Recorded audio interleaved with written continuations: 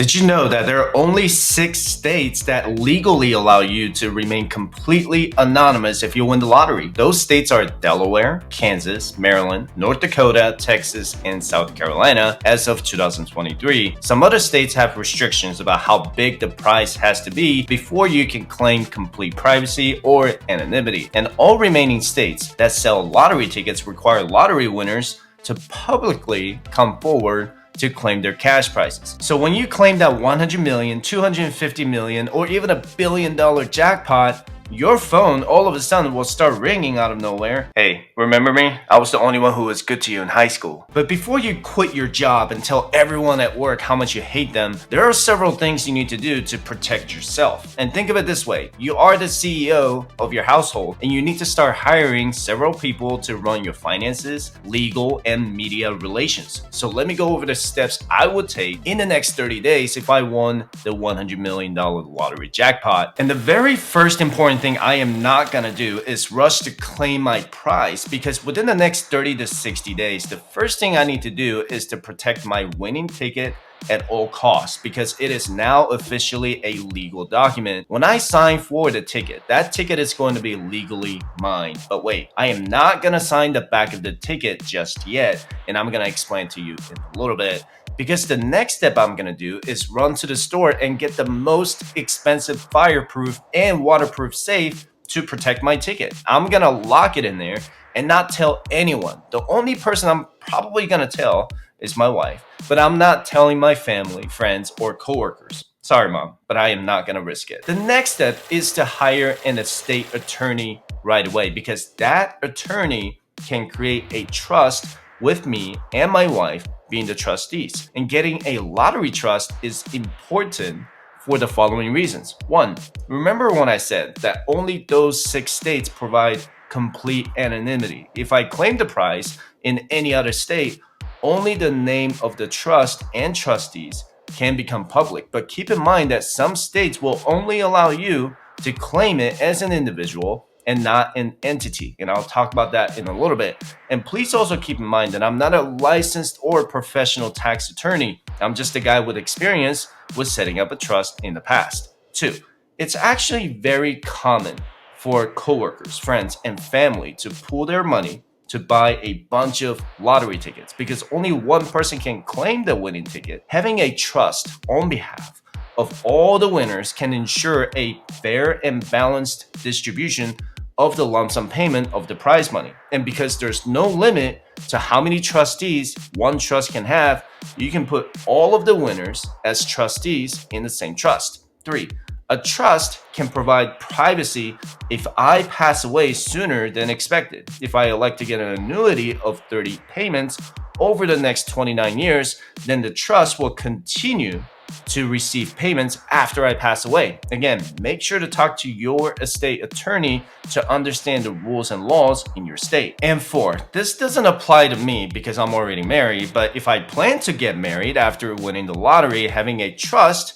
can protect my $100 million from becoming a marital property with a prenuptial agreement in place.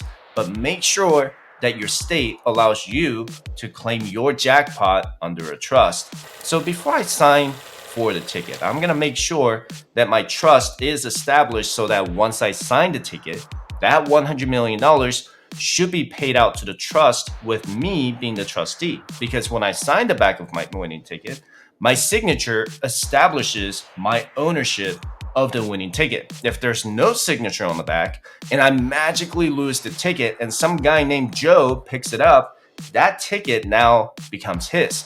The rule even states that without a signature on the back, a lottery ticket is considered a bearer instrument and can be claimed by anyone presenting the ticket. But also keep in mind that not every state will allow you to claim the prize under the name of a trust. California, for example, specifically says that the state requires your real name to claim the prize. And remember that whether I can stay anonymous or not will depend on the state I purchased the lottery ticket and not my state of residence. So if I'm an Arizona state resident, but I bought my winning lottery ticket in California, I'm still gonna have to reveal my true name and where I'm from. Once I have the trust set up and sign the back of the ticket, I'm gonna take a picture and video of myself with the ticket and put the original ticket right back in my safe. If anyone tries to claim that ticket is his or hers, I'm gonna have the photo and video proof to show that ticket is mine. I'm also gonna check the expiration date on the ticket. Most states will allow me to hold a ticket anywhere between 6 months and a year, and it's not gonna take me that long to claim the prize, but I wanna make sure that everything is set up before cashing it out. The next thing I'm gonna do is talk to the most trusted bank, and if I had to choose a large bank, it would probably be JP Morgan Chase's private client. This video is not by any means sponsored by Chase, but it is the bank that is the least likely to collapse or go bankrupt. And I know that JP Morgan handles ultra high net worth individuals. So I'm going to make sure that I set up a checking, savings, and taxable brokerage account under a bank that can handle over $100 million per individual. But when I open these accounts, the ownership of the accounts will be under the trust. You know how you normally open a bank account under your name? Instead, I'm going to open completely separate bank accounts under the trust because the trust is a separate entity. And I'm going to have a checking account under my trust. And I'm also going to have a savings account under my trust. And I'm also going to have a taxable brokerage account under my trust. And I'm not going to worry about the investments just yet because I'm going to have plenty of time to go over that later on because I know JP Morgan has a team of financial advisors that can guide me to manage my lottery investments. Next person I'm gonna hire is a financial planner. Yes, I'm a financial guy myself, but I'm still gonna hire a financial planner to make sure that my lottery money can last for the rest of my life and many generations after me. And keep in mind that I'm doing all these steps before I claim my prize. The next person I'm gonna hire is a CPA, but I'm not gonna tell any of my advisors that I won the lottery just yet. I'm just gonna say that I have some kind of inheritance coming in and that I need some help calculating my taxes. That's it. And I'm also gonna hire a team of financial advisors to make sure my lottery money is going to be invested in low-cost index funds with minimal fees. Now, because $100 million put me in the ultra high net worth category, I'm most likely gonna have to pay some management expenses. The most I want to pay is probably 1% annually so that I can keep the cost low. 1% of $100 million is $1 million.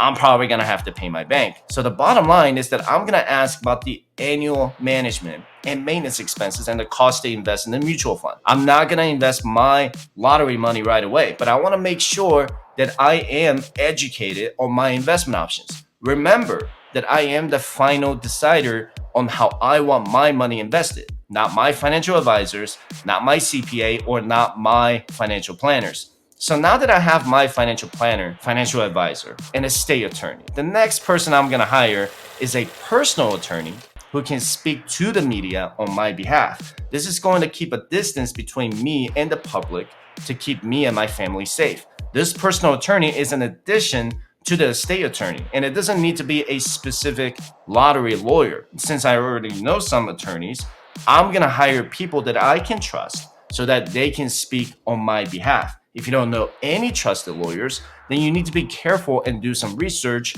before hiring one. You can read about this lottery lawyer named Jason Curlin from 2020 who was sentenced to 13 years in prison for stealing money from lottery winners. So make sure that it is someone that you can trust. And the next step I'm gonna do is to get an apartment or a house that I can rent when I claim my prize. This is going to keep my family safe when I cash in my lottery ticket. And I know this sounds extreme, but it really isn't. My goal is to stay anonymous as much as possible and keep my family safe. There will be people coming out of the bushes that I probably haven't even heard in years. And a day before I claim my prize, I'm gonna erase all of my social media accounts, or at least suspend them for the next year or two. I'm gonna change my phone number and put the house on the market. Just because I have a trust, it doesn't mean that somebody else isn't going to leak my identity to the media. We are in a world of fast information, so I'm not gonna take any chances. The public tends to have a short-term memory though. So moving away to another city or state will help ease all the craziness that's going to happen. And I'm going to sit down with my wife and discuss how we want to use the money. we're obviously going to keep a big portion of it to make sure that money lasts for the rest of our lives. We don't need a lot of money to keep ourselves happy, but I'm sure we're going to want to travel all the time after we quit our jobs. So we're going to write down a list of things that we want to do together on an annual basis. The next thing we're going to do is write down who we personally want to help. I would want to buy a house for my mom who raised me and make sure that she can retire comfortably in a house that's paid in cash. I'm sure my wife has a few people in her life that she wants to help out. But we're also going to keep the gift tax in mind, because if we go over a certain amount, we're going to end up owing 40% in gift tax. And there's a certain amount threshold we have to follow annually and in a lifetime. And I swear the government will tax you pretty much everything that you do. The next thing you want to do, or we want to do, is set up a charity so that we can continue giving back to the community. Maybe even set up a scholarship fund to help kids get through college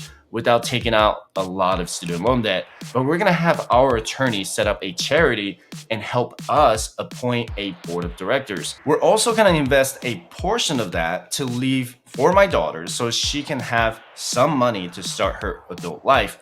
Not too much, but just enough. And if you're someone who is still in debt, I would suggest you do the following. As soon as you get the money, pay off every single debt that you have. Pay off your student loans, personal loans, credit cards, and car loans. The only exception is your mortgage, because you're probably going to end up upgrading your home, and I will hold off on that. But if you have any additional real estate properties with mortgages and you intend to keep those properties for the long term, you should consider paying them off to maximize your cash flow.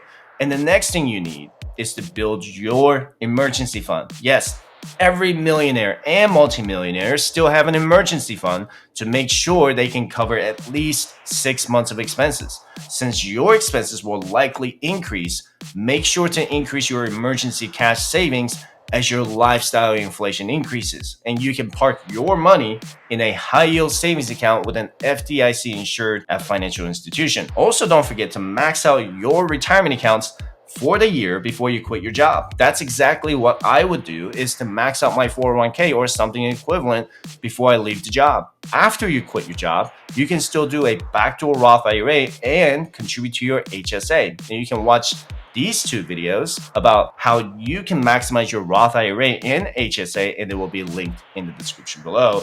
And there are many ways to save money on taxes, and that's where the CPA comes in to help you out. But the bottom line is that I'm going to spread out my investments to make sure I assign a purpose for every dollar I'm going to receive from the lottery winning. So now that I have a team of advisors in place, closed my social media accounts, and secured a new temporary location to live in, the next step is to claim my prize. If I won the lottery in a state where I don't have a choice but to appear at the press conference, I'll just have to be mentally ready for what's about to come next. My family's already going to be in a new place, and our phone numbers will be changed by then. And when it comes to payment, I'm going to have two options. I can take the lump sum payment or the 30-year annuity. Let me give you the breakdown. If I take the one-time lump sum payment of $100 million, they're going to take about half that value, or about 48% of the total value. So I'm going to say $52 million is what I'm going to have left. The federal government is going to automatically take 24% out of $52 million, or about $12.5 million. And there will be more taxes taken out when I file my income tax in the following year, because my marginal tax rate is actually going to be increased to 37%. 24% is what the IRS will hold initially, but I'm still going to owe additional taxes not taken out yet. So that's why I need the CPA to make sure they calculate my taxes correctly. And depending on the state I purchased my lottery ticket, I'm going to owe additional state taxes for the lottery. If I live in a state that requires state income tax, I'm going to have to pay additional income tax in the state where I reside. So the worst case scenario is if I win the lottery in the state of New York with an 8.8% state income tax, I could have about $27 million after all the taxes. The best case scenario is that I win the lottery in Florida and ending with $32.5 million in my pocket. But what if I took the annuity option? They would pay me one immediate payment and 29 annual payments thereafter. Each payment actually grows in size by 5% from the previous year to protect against inflation. So if I win $100 million, I'm going to receive $3.33 million before taxes right away, or about $1.5 million after taxes. And then my future annual payments would eventually increase up to $6.2 million adjusted by inflation by year 30. My federal marginal tax rate is still the same at 37%, and that's not counting the state income tax I could potentially owe every single year. And I also get to designate a primary beneficiary in case I die before I receive all 30 payments. The beneficiary will continue to receive my payments after I pass away. So the question comes down to if I want to collect between $27 million and $32 million now, or $1.5 million every year for the next 29 years with a 5% annual inflation rate. So here's why I would rather choose the lump sum option. You can download this compound interest calculator and other financial resources for absolutely free by visiting firesightchat.com/resources. You should also check out my Fireside Chat shop if you're curious about what equipment I use to grow my YouTube channel from 700 subscribers to 10,000 subscribers in a year by visiting firesightchat.com/shopping. And let's say I get paid $30 million after all the taxes with the lump sum option. I'm going to withdraw just $1 million a year with a 2% increase in spending every year. You see how I have $1 million in this year and then 1.02 million the year after. If the portfolio performs an 8% average annual return by year 30, I'm going to have $153 million invested, which is more than enough money I'll ever need in my lifetime. Am I going to invest all that $30 million in the stock market? Of course not. I'm going to diversify it with private real estate, commercial real estate, and businesses that will generate more income. And what if I got the annuity option instead? You'd be surprised to see how the numbers actually work out, because I get an annual inflation rate of 5% in pay every year from $1.5 million in my first year to 1.575 million, 1.653 million, and then 1.736 million in my second year, third year, and fourth year. And then all the way up to 6.2 million by year 30. If I continue to invest the whole dollars into something like the S&P 500 with an 8% average annual return, I'm making a total of 13% in gross increase annually, right? So theoretically, by year 30, I'll have $161 million invested with an annual withdrawal rate of $1 million, which is also increased by 2% in spending annually. So the annual net return is really 11%. So mathematically, an annuity comes out better than a lump sum payment. But I'm still going to choose the lump sum option because I'm going to have far more opportunities to increase my income by diversifying my $30 million assets. If I could invest $1 million just into a dividend ETF with a 4% annual dividend yield, that would be $40,000 a year in dividend income. I want to make the dollars work for me and not just sit in the stock market. And I highly doubt that my investments will just do an 8% return every year.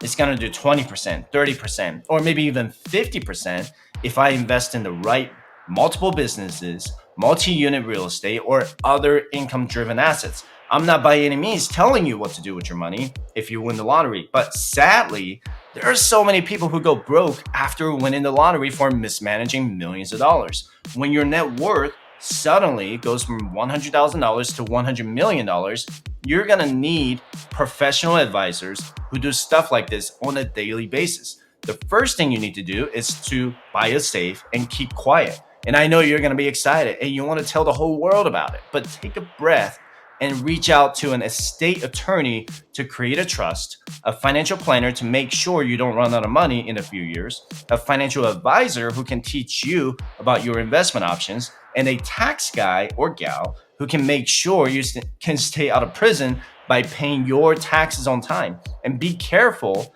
with any investment ideas being presented to you.